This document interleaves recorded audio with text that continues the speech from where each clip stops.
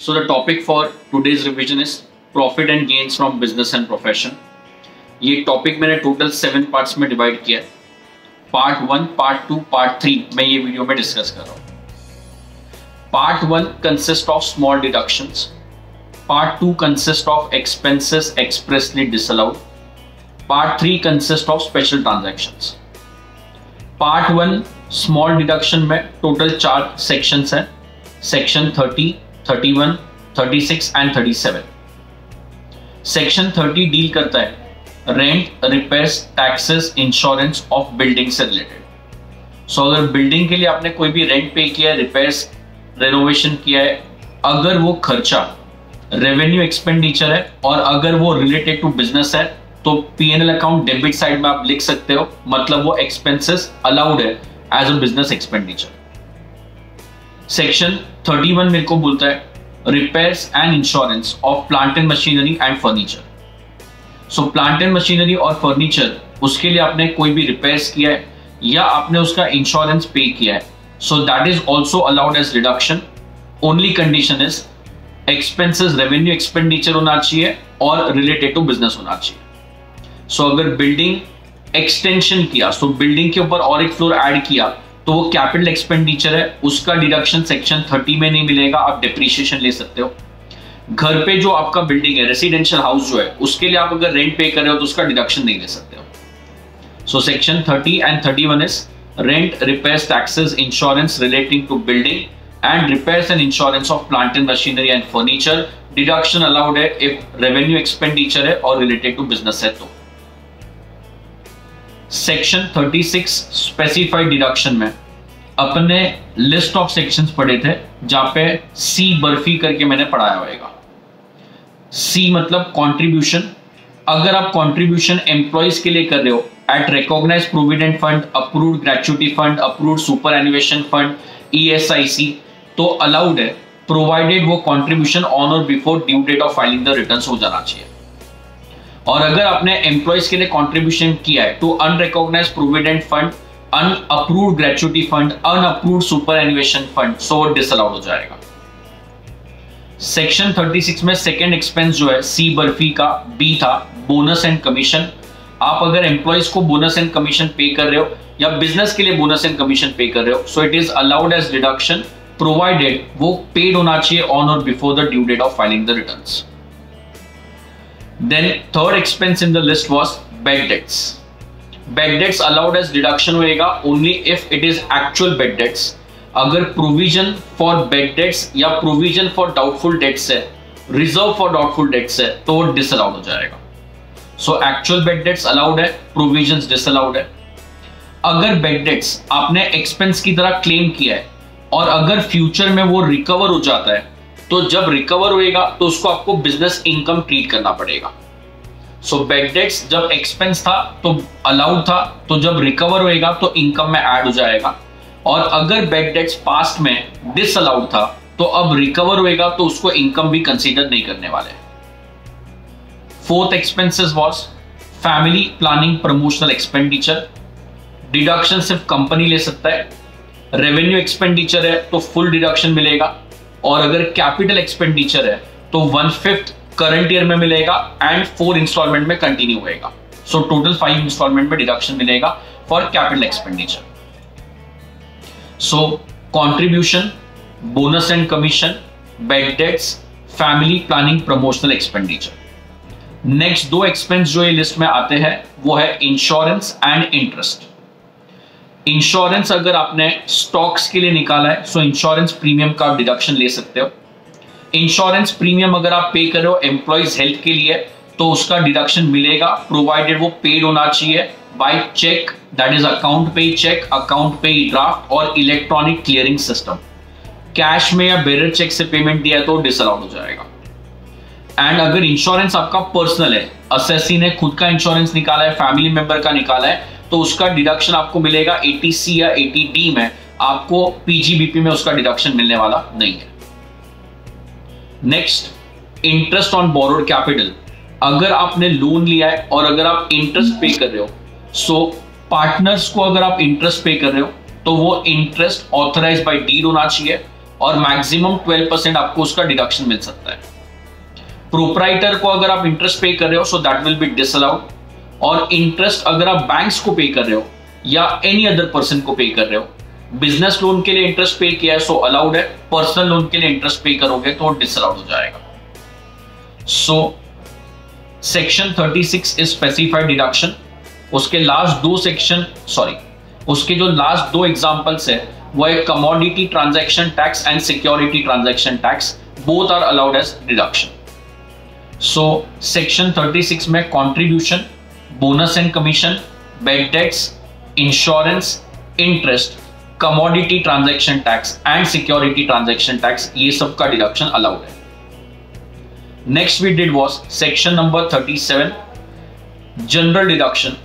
कोई भी एक्सपेंस अगर 1 to 4 हेड्स में नहीं आ रहा है,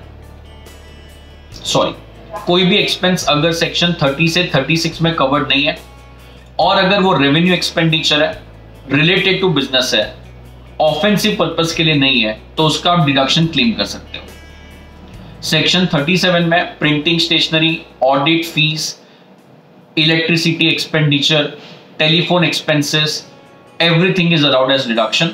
उसमें से आपको जो पॉइंट्स टू रिमेंबर रखने हैं वो है कि अगर आप सैलरी पे कर रहे हो so salary to staff allowed है, salary to working partner allowed है subject to section 40B, salary to sleeping partner is disallowed, salary अगर आपने एम्प्लॉयज को पे किया है बट लीव सैलरी पे किया है तो अलाउड होएगा only if it is paid on और बिफोर द ड्यू डेट, और अगर प्रोप्राइटर को सैलरी पे किया है so that will be disallowed. Advertisement expenditure, normal advertisement, deferred revenue expenditure, everything will be allowed, but अगर आप लोगों ने advertisement in brochures, pamphlets, souvenirs issued by political party किया है सो वो डिसअलाउड हो जाएगा, और अगर परमानेंट साइन बोर्ड है so that will be disallowed, depreciation आप ले सकते हो। सेक्शन 37 में नेक्स्ट एक्सपेंस जो है वो है taxes. Direct tax is disallowed, indirect tax is allowed provided indirect taxes must be paid on or before the due date of filing the returns. Similarly, interest on direct tax is again disallowed. Interest on indirect tax are allowed, but penalty for any breach of law, whether it is direct tax or indirect tax, both will be disallowed.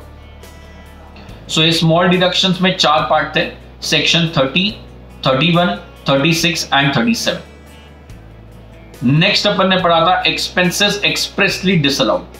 मतलब ये अगर आपने खर्चा किया है, अगर ये खर्चा बिजनेस से रिलेटेड है, रेवेन्यू इन नेचर है, तो भी अलाउड नहीं होएगा।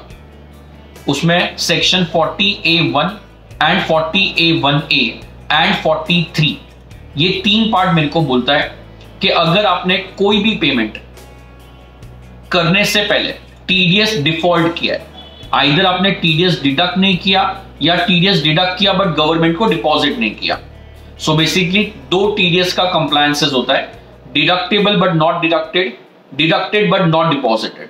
अगर ये फेल किया है आपने, और अगर आपने एक्सपेंसेस नॉन रेसिडेंट को पे किया है या आउटसाइड इंडिया पे किया है तो 100% एक्सपेंडिचर डिसअलाउ हो जाएगा, और रेसिडेंट को पेमेंट किया है तो 30% एक्सपेंसेस डिसअलाउ हो जाएगा।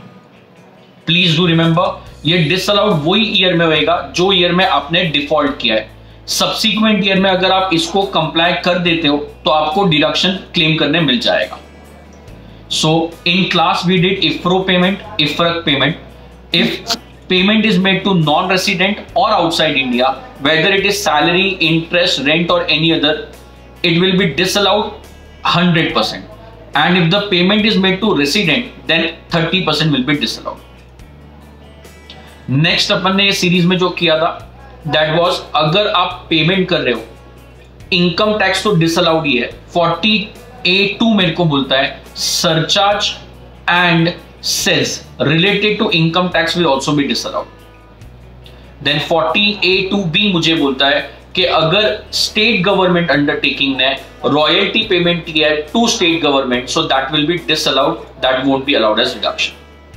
सो एक्सपेंस एक्सप्रेसली डिसअलाउड में जस्ट रिमेंबर, टीडीएस कंप्लायंस नहीं किया तो 100% या 30% डिसअलाउड हो जाएगा।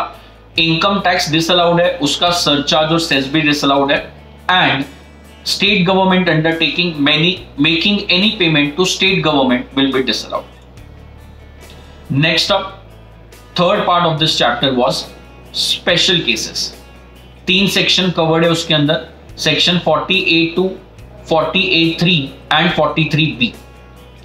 अगर आपने रिलेटेड पार्टी या स्पेसिफाइड पर्सन को पेमेंट किया है तो वो अलाउड है, बट रिलेटेड पार्टी या स्पेसिफाइड पर्सन को आपने फेयर मार्केट वैल्यू से ज्यादा पेमेंट किया है तो जितना एक्सेस पेमेंट है वो डिसअलाउड हो जाएगा।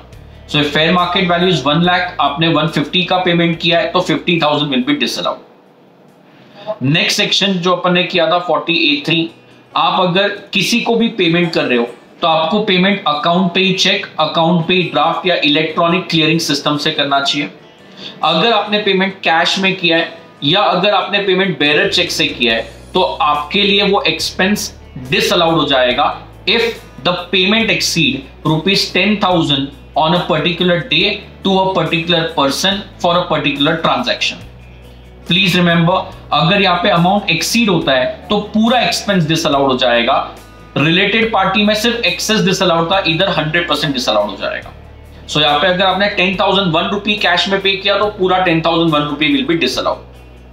However, certain payments are allowed. For example, आप अगर एम्प्लॉय को टर्मिनल बेनिफिट दे रहे हो, रिटायरमेंट बेनिफिट, तो अप टू 50,000 अलाउड है। ट्रांसपोर्टिंग कंपनी को आप पेमेंट कर रहे हो तो 35,000 रुपीज अलाउड है। अगर आपने पेमेंट किया है to bank, to LIC, to government तो 100% अलाउड है, कितना भी पेमेंट कैश में दे सकते हो। आपने पेमेंट किया ऐसे विलेज में which is not served by bank, payment to cottage industry working without the aid of power, payment to forex dealer जो फॉरेन एक्सचेंज करता है वो डीलर को अगर आपने पेमेंट दिया है तो अलाउड है, यहाँ पे कोई रिस्ट्रिक्शंस एप्लीकेबल नहीं है। So section 40A3 was expenses disallowed if it exceed 10,000। 40A2 related party को एक्स्ट्रा पेमेंट दिया तो डिसअलाउड है। And 43B speaks about expenses allowed only on payment basis. So अपन ने पढ़ा था PGBP में आपके पास 2 ऑप्शन है, आप मर्केंटाइल या कैश सिस्टम फॉलो कर सकते हो। मर्केंटाइल में एक्सपेंसेस करंट ईयर का करंट ईयर में रिकॉर्ड होएगा, कैश सिस्टम में आपका जो भी इनकम या एक्सपेंस है कोई भी ईयर को पर्टेन करता है, जो ईयर में रिसीव होएगा वो ईयर में रिकॉर्ड होएगा। बट 43B बोलता है कुछ एक्सपेंसेस है जो सिर्फ पेड होंगे तो ये अलाउड होंगे, आउटस्टैंडिंग होंगे तो अलाउड नहीं होंगे। TBLIC जिसको अपन बोलते हैं, T मतलब taxes to government, B is bonus and commission, L is leave salary, I is interest to specified bank, state industrial investment corporation, schedule bank, PFI, वो सब जो अपन एग्जांपल्स पढ़े थे। And I was payment to Indian railway for use of rail asset, and C is contribution to employees RPF, PPF and so on। So ये 3 part थे अपने, small deductions, then special cases and expenses expressly disallowed।